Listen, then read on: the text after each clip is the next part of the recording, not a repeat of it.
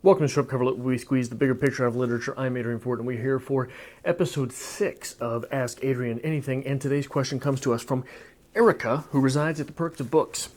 A wonderful channel, and you should check her out. I will do my best to link her in the description below. But I've been very bad this month with following through with all of those promises to link things in the description below. But we'll see. Erika asks, where will Booktube be in 5 years? And I'm going to give an answer that is going to sound awful, mean, condescending, and dismissive. Because that's sort of who I am. But more than that, I'm going to explain first why. Okay, so I fear that in 5 years, Booktube will be in the same place it is now. I'm going to explain first why I fear that, and second, why I don't think it's condescending. But it's still a little sad. So first, why I fear that Booktube will be in the same place in 5 years. I've been on Booktube for 2.5 years, and I don't see the community is much bigger. It is still a very welcoming community, but unless there are things going on that to which I am not privy, I think that it's basically the same community that it was, just larger and with more voices. Now, in this time, in these 2.5 years, I haven't noticed much change, growth, or escalation. I'm not saying there aren't people who have grown. I'm not saying there haven't been innovators come along. And I am not saying there haven't been people taking things to the next level. But it has not been scaling in the internet fashion, exponentially versus mathematically. TBRs are still very big. Wrap-ups are still very big. Friday reads are still very big. Reviews are still small potatoes. I wonder if there are things that can, I won't say fix that, but change that. Because I think that YouTube stands to be for books what YouTube is for movies. People don't pick up the newspaper anymore for a movie review. People don't turn on to the channel, to the 5 o'clock news for the movie review, for the guy who's on the news for his little 30-second review of a movie. People come to YouTube. The YouTube movie vlogosphere is a massive. I think that Booktube stands to do that for books. Now, why I think it's sad that I don't foresee Booktube being in a much different place in 5 years is that when I have data on my phone, I consume an inordinate amount of YouTube proper. I watch gamers for some reason. I watch people who do sports commentary. I watch movie reviews. Obviously, I watch Booktube. I watch men's fitness stuff. Sometimes I watch women's fitness stuff. Lots of different reasons for lots of different videos on YouTube, right? And I watch all of it. It wastes all of my time, wastes all of my data, wastes my life away. And as far as communities go on YouTube, communities of individuals, not communities of people with teams behind them, like a lot of the alternative media that pops up on YouTube, where these people have a staff room of researchers and writers, etc. Unlike that, Booktube is full of interesting, articulate, informed, and curious individuals. Single people who are doing this in their spare time and are smart and are funny and are interesting to listen to and have things that you can learn from them. And this is a community that would okay, so I'm going to float this little thought experiment out there. Jen Campbell has PewDiePie's reach, audience, and revenue. Is the world a better place?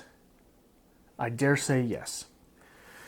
This is a community full of individuals who are forward-thinking, who are intelligent, who would, if our corner of YouTube had the same reach, audience, and revenue as the gamer sphere or the movie review sphere, I hate to sound hyperbolic, but things would be a little better on every corner of everywhere.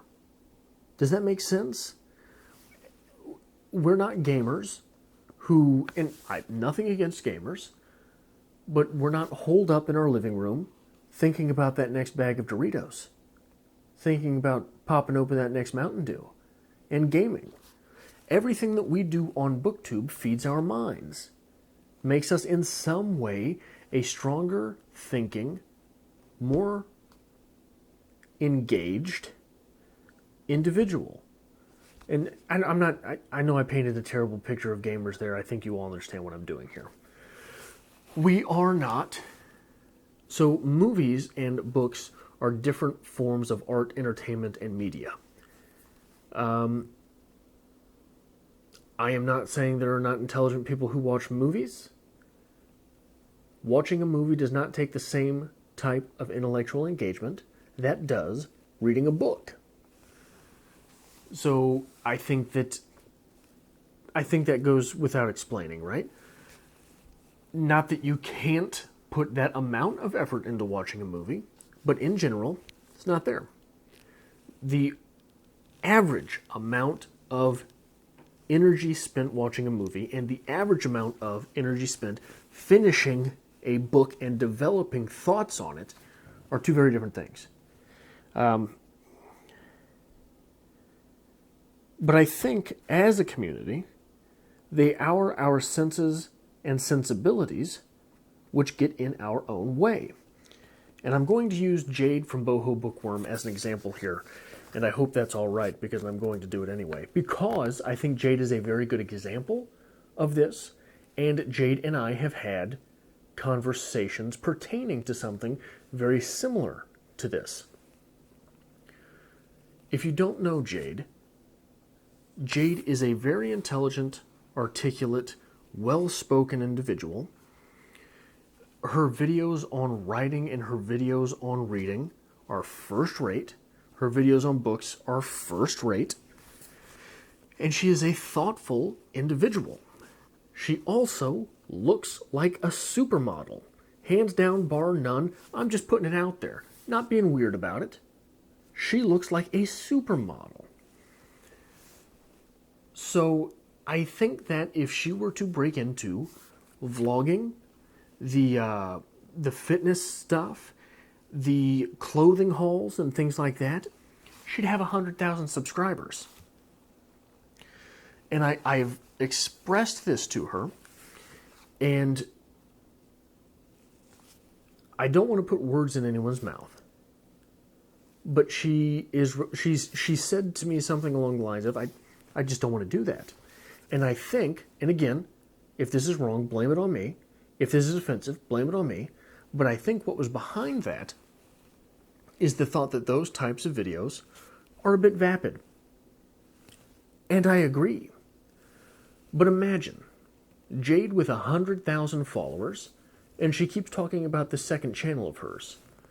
And some Meredith in Middling, Ohio, develops an internet crush on Jade. I really like this Jade individual. And I hope it doesn't sound like I'm harping on Jade. I'm just using this because it's an example that's come across, that I've thought about before. So Meredith, I don't remember what name I used, from Middling, Ohio, keeps watching Jade's videos and likes her thoughts on fashion and fitness and general vlogging. Decides this is an exemplary individual I want to know more about what this person thinks. And Jade keeps mentioning the second channel. All of a sudden, Meredith from Middling, Ohio, follows that link to Jade's second channel and enjoys Jade's thoughts on books. And we have, in the world, a new reader. I think that these are things that happen. These are things that our community could do. But, and I myself talk myself out of all sorts of things as well. Because it's vapid. I don't want to do that. It's silly. It's stupid. I'm not doing it. And I think that might get in a lot of our way because we're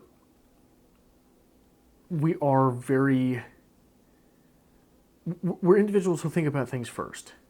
We go through a self-disprove before we go gung-ho into something. And here's to change for Booktube to change in a positive fashion. And again, I think that these will all be positive changes.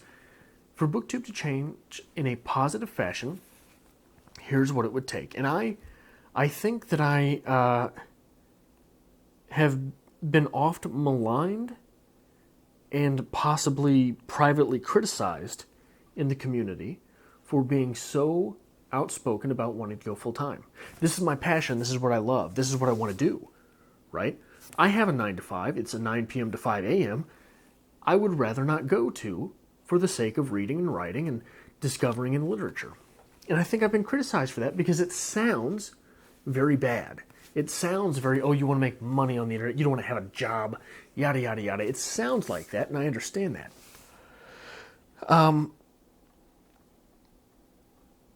But when you have full-timers in the community, and I don't mean necessarily me, if you have a full-timer in any community, everyone benefits. Because a full-timer creates more content and reaches a larger audience with a more finely produced product. Someone who's who is using YouTube as a full-time job has time to make those edits on videos that we don't when this is a hobby, when this is a part-time, when this is something we're doing after work, before work, and thinking about during work.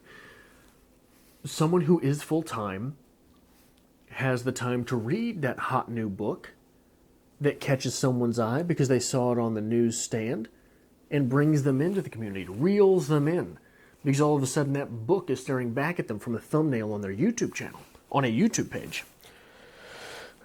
That general viewer, once hooked into that full-timer's channel, develops a refined taste for the format. In my own life, this happens all the time. So Thunderfoot, who is not a full-time YouTuber, he's a professor and a scientist, but he creates videos on YouTube as well. I started watching Thunderfoot's Why People Laugh at Creationists videos as I was deconverting from religion. And he spent a lot of time on those things. And then I started watching his science videos. And then I was hooked into the YouTube atheist community before it was what it is now, which is just the same arguments over and over again, it seems. And it has ironically become as vapid as a lot of the other communities on YouTube, which is sad to me. So with gaming, and again, I don't know why I watch gaming videos. I'm not a gamer. I haven't played a game since like Madden 12 or something. But this guy, Quill18, has videos that are extremely interesting because he is interesting and he plays strategy games. I like strategy. I think strategy is one of those fun things to watch and learn regardless of the medium, because strategy, once you learn to think about things in a certain way, translates anywhere. Strategy translates. So I started watching Quill18, fell in love with his videos. Now I'm watching all sorts of gamers. So I think what it's going to take is someone in the community to break away from the pack and become full-time. I think, and I keep mentioning Allie from Hardback Hoarder on here too. I think that Allie is primed to do so. And I think that Allie would benefit the community greatly if that ever did happen for her, if that's one of her goals or anything, I don't know. But someone like Allie, to break away, become full-time, and reel people into the community. Because that's when you start getting more viewership, more participation, and all sorts of things. And I know that this video sounds terrible from someone who, from the viewpoint of anyone who is not a creator on Booktube. It sounds like self-indulgent, mindless garbage. But I think anyone who spends as much time on a channel as it takes to be a booktuber, almost definitely, there are exceptions, I'm sure, but almost definitely at least thinks about it, has at least thought about what happens if I drop that Harry Potter video, it gets 1 million views, I gain 250,000 subscribers, and all of a sudden things are popping. Because this is a lot of work to put into something without at least a daydream about that, right? In videos that I get 2 comments on, I love that. It makes my day to see a single comment on a single video. But the fantasy is always there. And I think that Booktube in 5 years will look very much like Booktube today, unless that fantasy starts happening for 1 or 2 of us. Boom, boom, reel in more people, those people spring a couple more people into the full-time status. Which, you know, if Booktube looks the same in 5 years, like it did 2.5 years ago when I started doing this, and about 3 years ago when I started watching Booktube, no one loses, right? No one loses. I think that this is a great community. It is a community that is very welcoming, that welcomed a weirdo like myself, and I try to pass that kindness on by welcoming everyone into the community that I see. But without some drastic things happening, I think Booktube will probably remain essentially the same for a very long time. Now that I've depressed everyone, maybe hit the like button and subscribe if you have not. And I hope to see you for the next Ask Adrian Anything.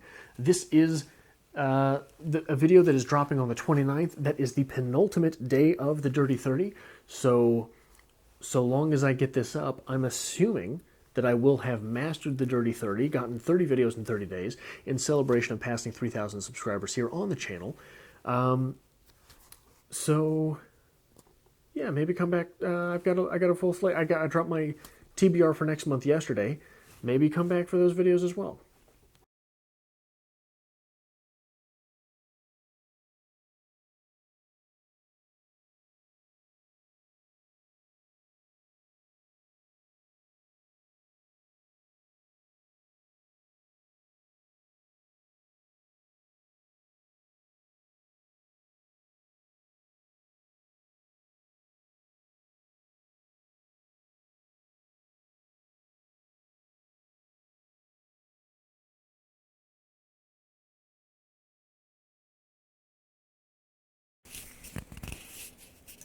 What the fuck?